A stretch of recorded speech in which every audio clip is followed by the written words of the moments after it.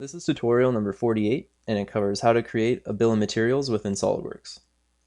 To start off, let's open up a brand new drawings file. Let's click File, click New, click Drawing, click OK.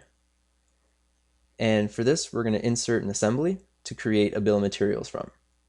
And we're going to get the TV remote. So let's click Browse, and we'll select the TV remote assembly, click Open. And it's too large again for the drawing template, so let's change the scale and we'll use 1:4. And let's insert our 4 views,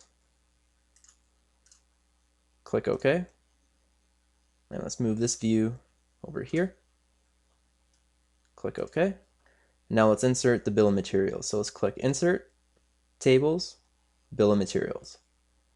Now we're able to change the template of the bill of materials, so let's click it, and we're able to choose from any of these bill of material templates. For now, we're just going to use the bill of material template.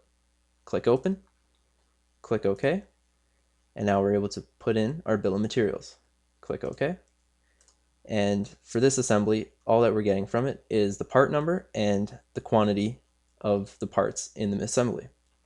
Now if we included what material it was made of, it would list the material that it's made of, and if we put in a description of it, there would also be a description in the bill of materials. And this concludes our tutorial on the bill of materials within SOLIDWORks.